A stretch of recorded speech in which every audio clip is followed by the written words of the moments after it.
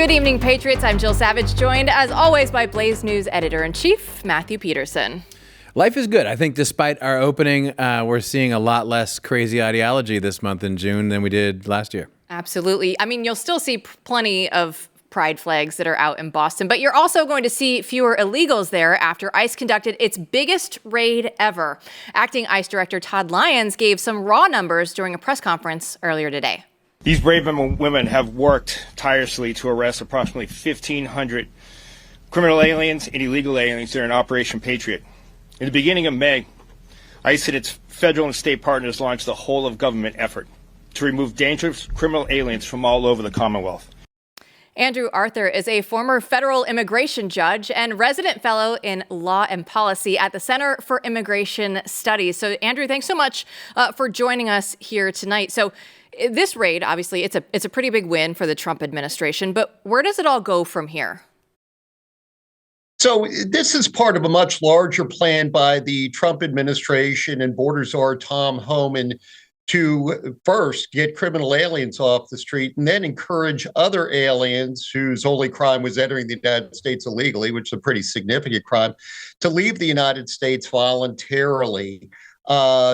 But with respect to the criminal aliens, keep in mind, Joe, that every one of these criminals that was apprehended by Todd Lyons and ICE officers as part of Operation Patriot is a person who was likely known to the Biden administration. Very few of these people, committed their crimes or were convicted of their crimes, just since January 20th. These are individuals who are allowed to live in the sanctuary state of Massachusetts for weeks, months, or years and continue to prey upon the local population, including almost exclusively on the immigrant population that the politicians in those areas claim to care so much for. So, Tom Homan, Donald Trump, Todd Lyons, they're taking efforts to actually make those communities safer and to make our streets safer.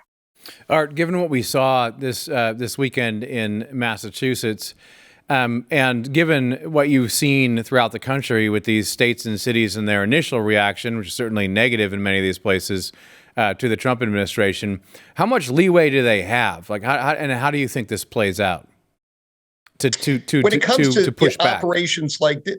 Yeah, when it comes to operations like this, they actually have very little leeway. If they attempt to interfere with federal enforcement operations, that's a federal crime. Now, if they simply, tell the locals, what their rights are, if ICE comes to them, it's probably, perfectly within their rights.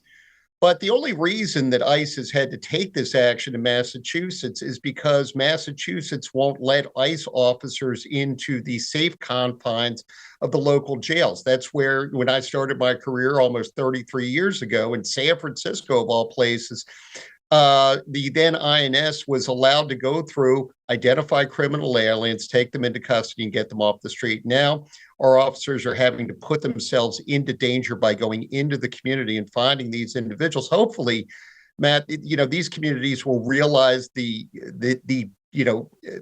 frivolity of their ways and will come around. But until that happens, ICE is going to keep operating, and it's going to send signals to places like Massachusetts that deem themselves sanctuaries.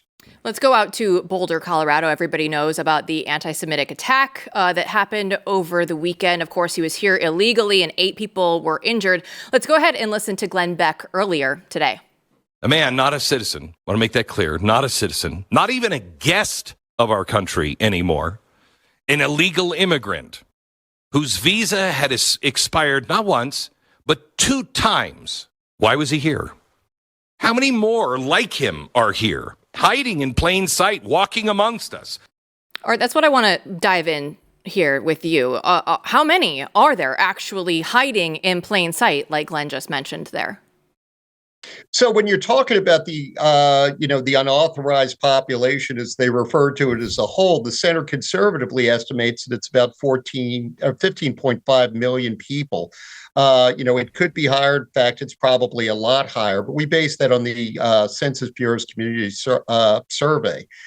But, when you talk about visa overstays like this, back in 2015, then Senator Marco Rubio estimated that about 40% of the unauthorized population here were people who had been admitted to this country as non-immigrants, who promised that they're going to leave at a time certain and go back to their homes abroad, who didn't.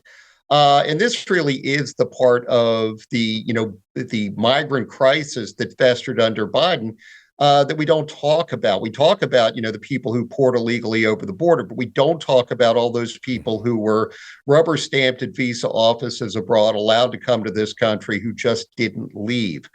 So, yeah, I mean, it's a significant problem. We could be talking about anywhere between 4 and 6 million visa overstays, like Mr. Solomon. I mean, this is a real problem, especially since, one, we let them in. We were at least hospitable to them, and then they didn't comply with our rules. Part of the Trump administration's plan is to go after those individuals too. Every alien who's present in the United States, legally or illegally, is going to have to register. Secretary Noem announced that a few months ago. If they don't, they're committing another crime. But if they do, we're going to know where they are, and we can go and take action against them before another tragedy like this can happen again. So when it comes to the practical side of this, I mean, obviously we have lots of federal judges who are obstructing what the president is trying to do, what the administration is trying to do. And there's discussion about just practically, right, how to make this happen. If it's possible to change the system, if it's possible to change the policy and actually, put all these people through the system in some way. Do you have any thoughts about that? I mean, first the federal judges, and then practically how this ought to be done en masse, especially given the state, the ideological state, I guess, of so many judges, both immigration and federal. Yeah, and I mean, Matt, when you talk about the federal judges, some of the biggest abuses have largely gone unnoticed. The district court in Maryland, for example, issued a standing order that gives a stay to every alien facing removal who files a habeas, even though most of those individuals are by statute not eligible for habeas. But, I think it's time for the Supreme Court, if it's going to continue the credibility of the federal courts, to rein in those district court judges. Otherwise, much like most of the media and a lot of academia, in their zeal to, fight Trump or resist Trump, they're going to undermine their own credibility. But with respect to the immigration system itself, we have about 700 immigration judges. President Trump and the big, beautiful bill is going to get a whole lot more money for more judges to speed that process along. But the Trump administration is also using some very inventive tools to address that. We've seen that individuals who were waved in through the ports of entry and paroled into this country are now being taken into custody when they show up in immigration court, and they're subjected to something called expedited removal, which is much quicker than going to removal court. But we also see, various efforts by DHS Secretary Noem, Tom Homan, to encourage those people to leave illegally, or to leave now while they still can, before they have to be taken into custody, before we have family separation, before any of that happens. And paying people $4,500 may seem a bit excessive, or paying them $1,000 may seem excessive, and getting them a $3,500 plane ticket. But it's a lot cheaper than the $17,100 that each deportation costs from beginning to end. So, the Trump administration is thinking outside the box. They know they've got a problem, and they're using every shot in their locker and every tool in the toolbox to address it. It's fascinating to have you on. We've talked with other people about the habeas corpus issue and the idea that, really doing this would just drown out the system. What are your thoughts specifically about that? So Congress in 1996 and 2005 strictly limited the availability of habeas to aliens who were facing removal from the United States.